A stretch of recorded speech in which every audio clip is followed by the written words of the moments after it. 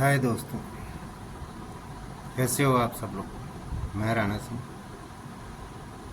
आज आप सब लोगों से एक बात साझी करनी है कि आज के समय में हम देख रहे हैं कि जो पहले मुसलमानों के राज में जुल्म होते थे, अकबर जो जिसे शहंशाह आलम कहा जाता था, बाबर, मोहम्मद गोरी, ऐसे लोगों ने अपने देश पर राज किया। ये देश जो किसी समय सोने की चिड़िया होती थी,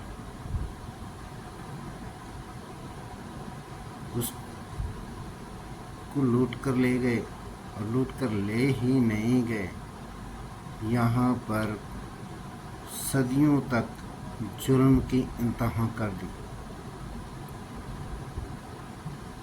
हर किसी पे जुल्म किया, चाहे छोटा चाहे बड़ा, चाहे कोई किसी जाति किसी धर्म का,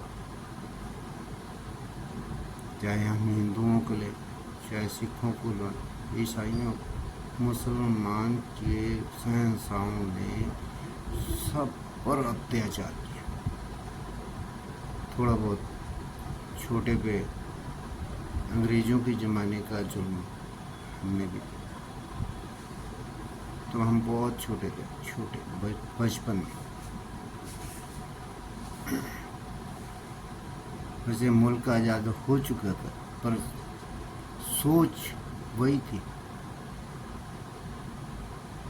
आज जब अपना देश को सुधरा, कुछ देश में विकास हुआ है, देश ताकतवर बनने लगा है, तो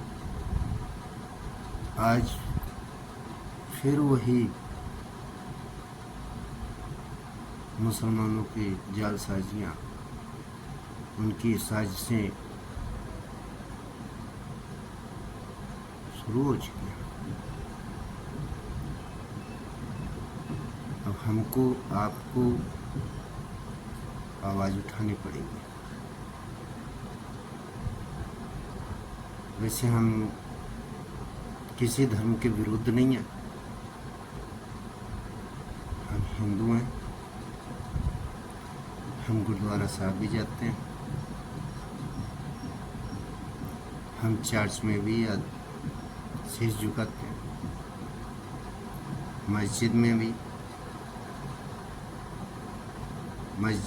इस्लाम का भी आदर सम्मान करते हैं, पर जुल्म करने वालों का हमारे दिल में कोई सम्मान नहीं। और ये जुल्म की इंतहा है। अभी आपने कुछ दिन पहले बांग्लादेश में देखा होगा, हिंदुओं के ऊपर कितना अत्याचार किया गया।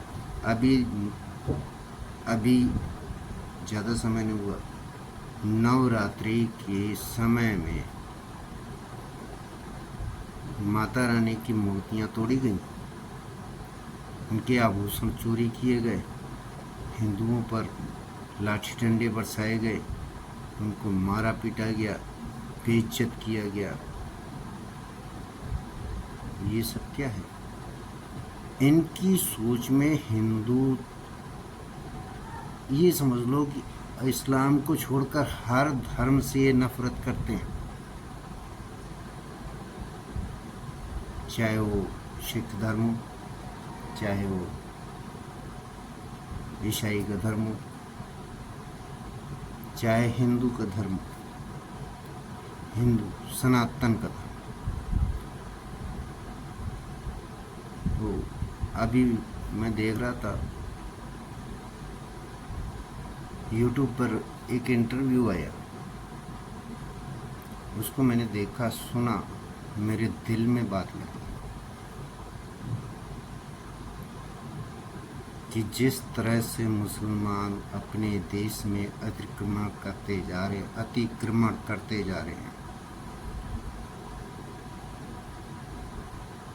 मस्जिदों की संख्या हद से ज़्यादा बढ़ चुकी है और उससे भी ज़्यादा इनकी जनसंख्या बढ़ चुकी है। तीन तीन पीढ़ियों के लोग, दादा, पिता और बेटा, 50-55 साल का दादा, 30-35 साल का बेटा और उसका बेटा जो 18-20 साल का हो जाता है। ये लोग बच्चा पैदा करने में लगे हुए अपनी मेन कहने का मतलब ये है कि अपनी जनसंख्या बढ़ाने में लगे हुए हैं। 2% से 14%, 22%, अब कितने परसेंट पर पहुंच चुके हैं ये तो आप सरकारी आंकड़ों से पता लगा लीजिए। गूगल पे सर्च मारिए, इनके आंकड़ों का पता लग जाएगा। और ये ज़्यादा समय की बात नहीं,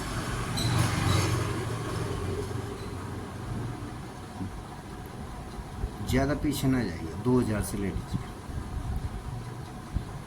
सन 2000 से लेकर 2024 तक इनकी जनसंख्या कितने परसेंट बढ़ चुकी है अब आप देखिए। और संख्या ही नहीं बढ़ी, इनका आतंक भी धीरे धीरे बढ़ता जा रहा है। चाहे वो कांवड़ यात्रा हो, चाहे दुर्गा पूजा हो, चाहे नवरात्रि की शुभ काम, और चाहे हम लोगों के हिंदू लोगों में कोई और भी प्रोग्राम होते हैं, उन प्रोग्रामों में इन्होंने अपनी हरकतों को करना ही करना है। पवित्र स्थान को अपवित्र करना, रास्ते में घेरना, मारना, ये सब इनकी सोची समझी साजिश है। जो बाहर से घुसपैठिए आ रहे हैं, जिनको बाहर से फंडिंग हो रही है, जिन्होंने अल्लाह के नाम पे वक्फ बोर्ड बना लिया, जिसके लिए ना तो सरकार कुछ कर रही है ना बोल रही है। हाँ, इतना जरूर किया है, विभाग बोर्ड के संशोधन में और बिलों में संशोधन किया है, लेकिन इस वक्फ बोर्ड का वजूद क्या है? ये इस तरह का कोई और संगठन हमारे देश में है कि भाई जिसकी ज़मीन को चाहो धक्का करके अपने में मिला लो? किसी संगठन ने ऐसा किया कभी? जो ये लोग कर रहे हैं, आज इनके पास रेलवे डिपार्टमेंट से भी ज़्यादा संपत्ति और ज़मीनें हैं इनके पास। क्या है? जिसको ये बोल देते हैं वही ज़मीन अपनी हो जाती है, कोई कहीं जा नहीं सकता। कई वीडियो आई, कई वीडियो हमने देखी, जिनमें सिर्फ एक ही बात की डिस्कस होती है कि वक्फ बोर्ड में ज़मीन जाने के बाद इंसान के हाथ पैर बेकार हो जाते हैं, ना वो कोर्ट कचहरी जाने के लायक रहता है। गरीब इंसान जाएगा कहाँ? कितना खर्चा कर लें? इनके पास बड़े बड़े वकील, पैसे का अंबार, जिसको चाहे खरीद लें, वकीलों को खरीद लें, जज को खरीद लें, और गरीब आदमी के पास धक्के खाने के सिवा और कुछ नहीं, किसी से मदद नहीं मिलती है उसको। इसलिए आपको, हमको, इस देश के हर नागरिक को आवाज़ उठानी पड़ेगी। आइए, ज़्यादा बात ना करते हुए, रील बहुत लंबी हो गई है, हम रील नहीं बना रहे, हकीकत बता रहे हैं आपको। इस हकीकत को जानने के लिए आइए हम अपने भारत के एक शेर से मिलवाते हैं और उसका इंटरव्यू दिखाते हैं। सुनिए। करता है वो प्रीत सरोही का भाई है। पूरे देश में कोई भी व्यक्ति वेद की बात करता है, दर्शन की बात करता है, उपनिषद की बात करता है, ब्राह्मण ग्रंथों की बात करता है, गीता की बात करता है, अरण्यक ग्रंथों की बात करता है, शास्त्रों की बात करता है, भारतीय संस्कृति की बात करता है, वो मेरा भाई है। मेरे अपने हैं, वो लड़ रहे हैं। अयोध्या में राम मंदिर का निर्माण हुआ सुप्रीम कोर्ट के आदेश पे। उसी आदेश में एक मस्जिद के निर्माण के लिए भी जमीन दी गई। उससे क्या तकलीफ आपको? मुझे तकलीफ है क्या? कोई ऐतिहासिक प्रमाण बताओ उस मस्जिद का, क्या है, क्या ऐतिहासिक प्रमाण जमीन दी गई, उस पे बनाएंगे। ऐतिहासिक प्रमाण तो उसका कुछ नहीं। बना लो, क्या दिक्कत है? वर्ल्ड की सबसे बड़ी बना दोगे क्या? बीज बो दोगे क्या? इस्लाम की धरती है क्या? आपने मस्जिद बनानी है, प्रतीकात्मक रूप से बना लो। वर्ल्ड की सबसे बड़ी बनाएंगे, ये क्या है? और सरकार इसमें हस्तक्षेप क्यों नहीं कर रही है? करोड़ों लोग वहां दर्शन करने मस्जिद में आएंगे, वो प्रसाद खाएंगे, वो जो वेस्ट होगा वो सरयू में बहाएंगे क्या?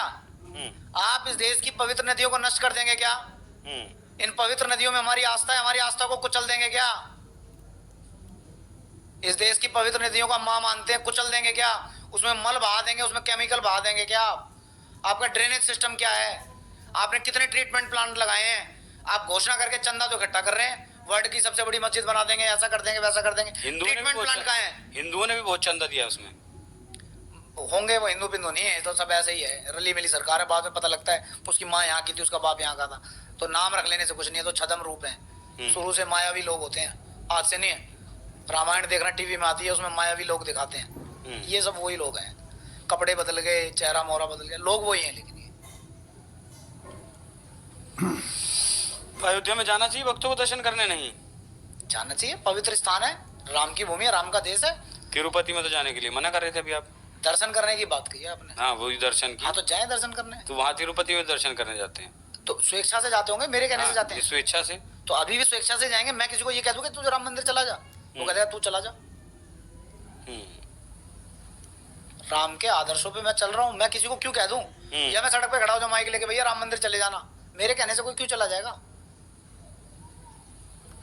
मेरे कहने से कोई क्यों चला जाएगा? चलिए, वामपंथी मीडिया की तरफ से आपको हेट मोंगर का तमगा दिया गया।